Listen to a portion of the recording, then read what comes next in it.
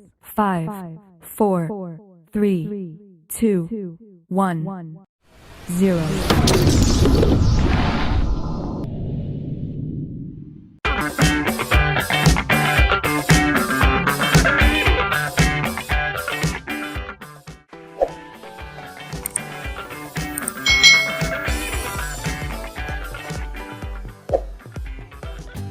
Hai, selamat datang di channel YouTube Kak Citra. Apa kabar adik-adik semuanya? Kak Citra berharap kalian dalam keadaan yang baik, sehat, dan siap untuk belajar. Hari ini kita akan belajar bersama-sama untuk mata pelajaran tematik kelas 4. Kita belajar di tema 7, indahnya keragaman di negeriku.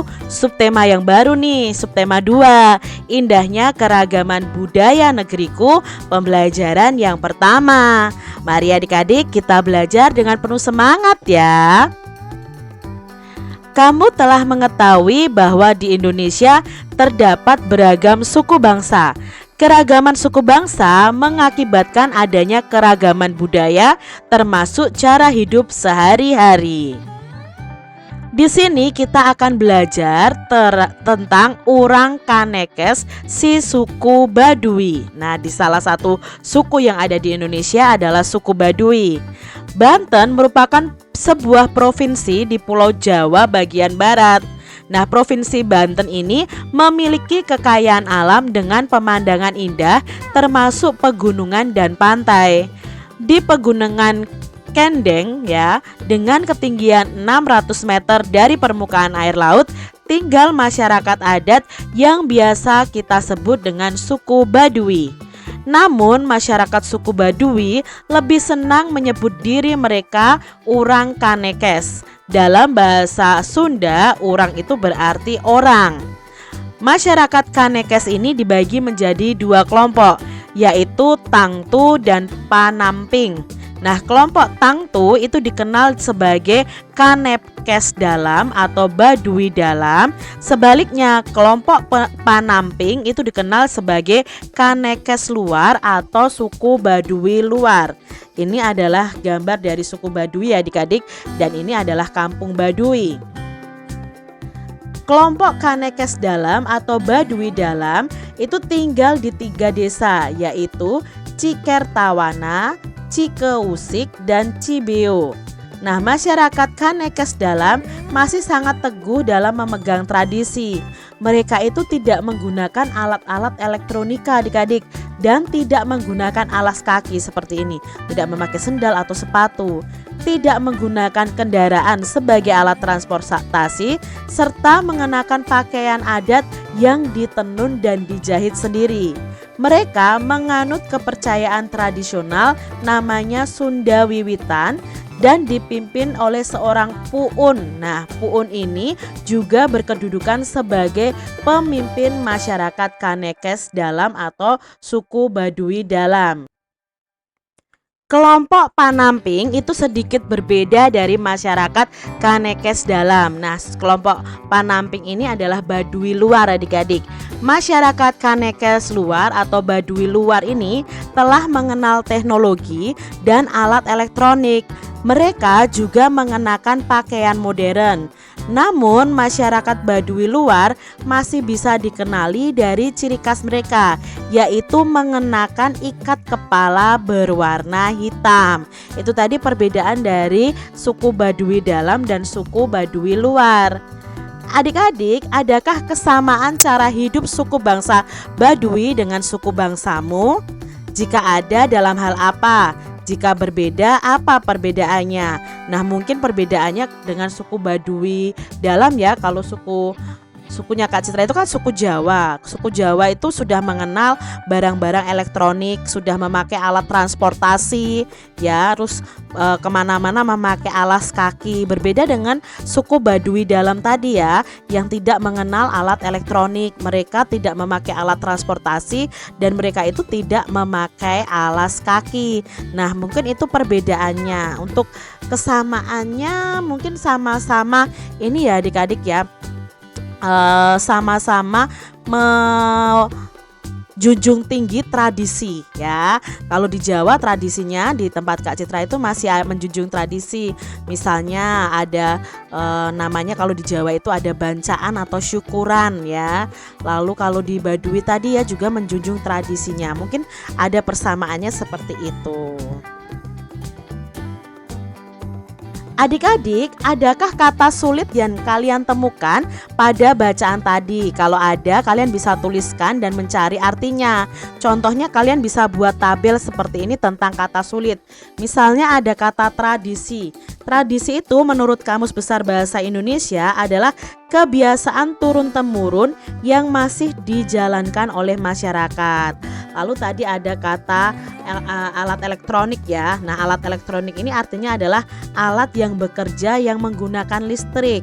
Lalu ada alat transportasi, itu alat atau kendaraan untuk mengangkut atau untuk pengangkutan. Lalu tadi ada kata teknologi. Nah, teknologi itu sarana untuk menyediakan barang-barang yang diperlukan bagi kelangsungan dan kenyamanan hidup manusia. Tadi dalam bacaan juga ada pakaian adat. Pakaian adat itu pakaian yang menunjukkan identitas yang biasanya dikaitkan dengan wilayah geografisnya. Tadi kan pakaian adatnya orang Baduy itu biasanya memakai ikat kepala, lalu mereka itu memakai kain tenun yang mereka jahit sendiri seperti itu. Tuliskan pokok pikiran dari setiap paragraf pada teks Urang Kanekes si suku Baduy. Nah, di sini Kak Citra menentukan pokok pikiran dari masing-masing paragraf yang ada. Itu biasanya pokok pikiran bisa di awal paragraf atau di akhir paragraf. Contohnya di paragraf pertama itu pokok pikirannya adalah di Pegunungan Kendeng tinggal masyarakat suku Baduy atau yang disebut dengan Urang Kanekes. Nah, di paragraf kedua masyarakat Kanekes itu terbagi ke dalam dua kelompok, yaitu Tangtu dan Panamping, dalam dan luar tadi adik-adik. Yang paragraf ketiga itu menjelaskan tentang masyarakat Kanekes dalam atau kelompok Tangtu itu masih sangat teguh dalam memegang tradisi. Yang keempat, paragraf keempat itu masyarakat Kanekes luar atau kelompok Panamping itu sudah mengenal teknologi dan alat-alat elektronik. Itu pokok pikiran dari masing-masing paragraf dalam bacaan tadi. Nah, dari teks Urang Kanekes si suku Baduy, kamu mengetahui budaya suku Baduy. Adakah kesamaan budaya suku Baduy dengan budaya suku bangsamu? Mungkin ada ya adik-adik ya. Ada persamaannya apa? Oh, misalnya kita itu masih kadang menggunakan pakaian-pakaian adat kita. Itu kan tadi suku Baduy juga masih memakai pakaian adat mereka ya, memakai kain tenun hasil jahitan mereka. Nah, budaya setiap suku bangsa itu mungkin memiliki beberapa persamaan dan mungkin pula memiliki perbedaan. Jika kita amati lagi dari teks Urang Kanekes si suku Baduy, ada sedikit perbedaan budaya suku Baduy luar dan suku Baduy dalam. Kalau masyarakat suku Baduy luar itu sudah biasa menggunakan alat elektronik. Sebaliknya, masyarakat suku Baduy dalam tidak boleh atau bahkan mereka belum mengenal penggunaan alat elektronik. Dalam kehidupan sehari-hari kita telah terbiasa ya adik-adik, bahkan mungkin tergantung pada alat-alat elektronik. Misalnya televisi, handphone ya, lalu kulkas. Banyak sekali alat-alat elektronik di sekitar kita yang membantu kehidupan kita. Lakukan kegiatan ini di dalam kelas atau di rumah kalian adik-adik. Nanti kita akan berhubungan dengan alat elektronik itu membutuhkan listrik. Nah, kita akan belajar ini nih. Tutuplah pintu dan jendela ruang kelas serta gorden yang ada. Jadi tutup pintu dan jendela di rumah kalian atau di ruang kelas serta gordennya. Nyalakan lampu di kelas dengan menekan saklarnya.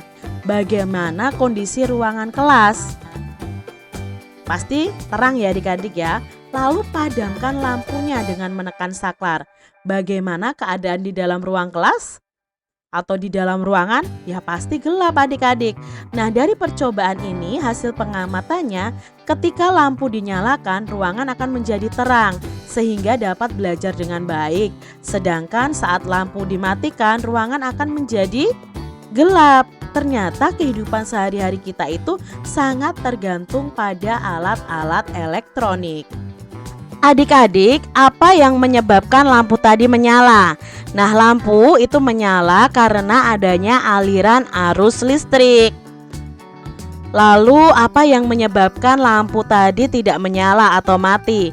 Nah, kalau kita tekan saklarnya kan otomatis aliran arus listriknya itu terputus. Jadi lampunya tidak akan menyala karena tadi aliran arus listriknya itu diputus atau terputus. Nah, lampu dapat menyala karena ada aliran listrik. Arus listrik itu mengalir dari kutub positif menuju ke kutub negatif. Saat arus listrik itu mengalir melewati lampu, maka lampu itu akan menyala, adik-adik. Adik-adik, di sini kalian juga akan melakukan percobaan lagi. Siapkan penggaris plastik dan potongan-potongan kertas. Nah, lakukan kegiatan ini bersama temanmu boleh ya. Siapkan penggaris dari plastik, potonglah kertas-kertas kecil, lalu letakkan pada permukaan meja. Dekatkan penggaris plastik pada potongan-potongan kertas. Apa yang terjadi? Ya, tidak akan terjadi apa-apa, adik-adik. Tapi ketika nanti kalian menggosok-gosokkan penggaris pada rambut kering, lalu mendekatkan penggaris pada potongan kertas, apa yang terjadi? Inilah yang terjadi. Adik-adik, kalau tadi kita tidak menggosokkan penggarisnya ke rambut kita yang kering, yang terjadi ya tidak akan menempel. Mengapa kok bisa begitu ya adik-adik? Kok kertas-kertas ya yang didekatkan dengan penggaris yang sudah digosok-gosokkan di rambut kering bisa menempel atau bisa tertarik? Nah, kita akan pelajari adik-adik.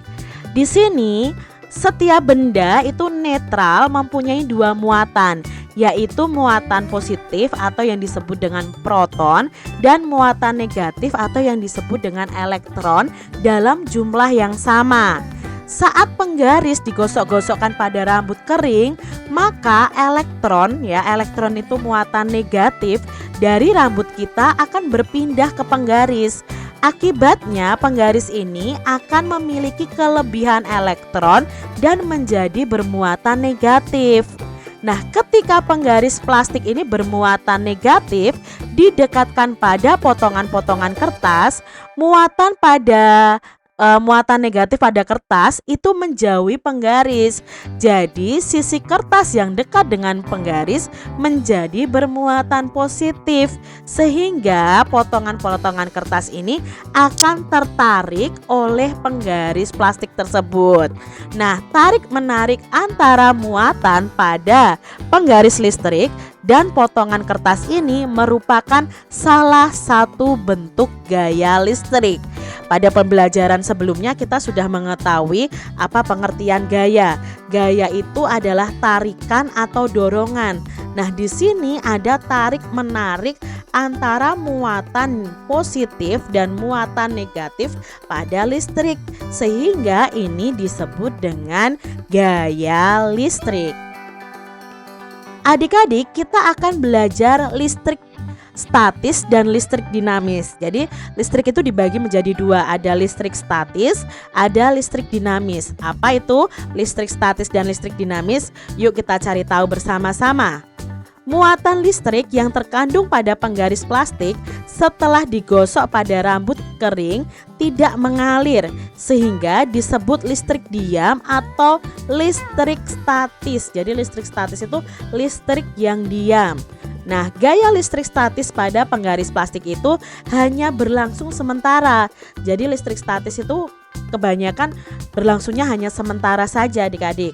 Selama potongan kertas menempel pada penggaris plastik, terjadi perpindahan muatan listrik. Setelah muatan listrik pada potongan kertas dan penggaris plastik sama, kedua benda itu akan saling menolak dan melepaskan diri. Jadi melekatnya kertas ini tidak akan lama adik-adik. Akibatnya potongan-potongan kertas akan terlepas dari penggaris plastik. Itu tadi ilustrasi tentang listrik statis. Nah, sekarang kalau listrik dinamis ya. Nah, pada listrik dinamis itu terjadi aliran muatan listrik. listrik dinamis dapat diamati dalam kegiatan mematikan dan menyalakan lampu dengan menekan saklar. Saat saklar ditekan dan lampu menyala, artinya pada saat itu terjadi aliran listrik.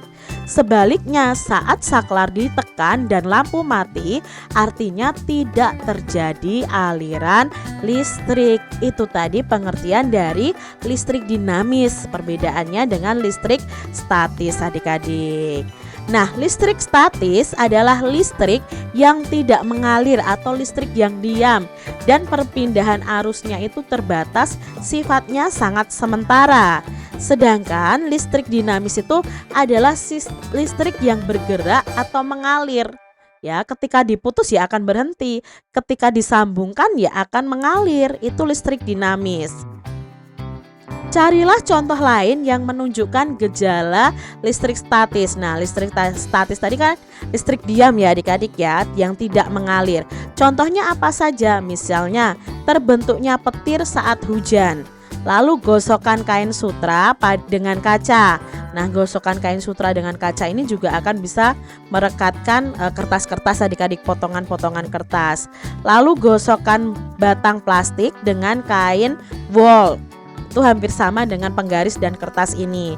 Lalu tangan didekatkan dengan layar televisi.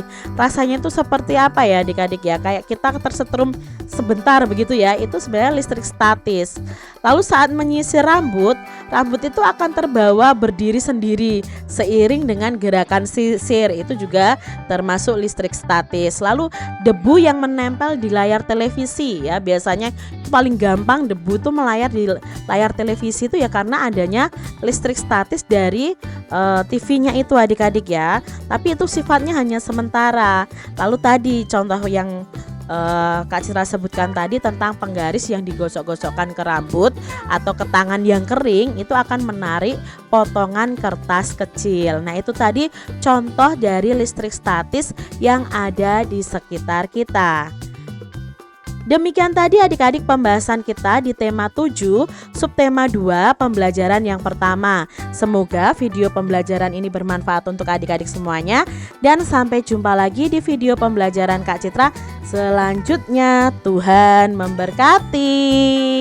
Jangan lupa tekan tombol subscribe, lalu tekan loncengnya, tekan juga tombol like, lalu share ke media sosial kalian. Jangan lupa untuk ikuti media sosial Kak Citra. Terima kasih.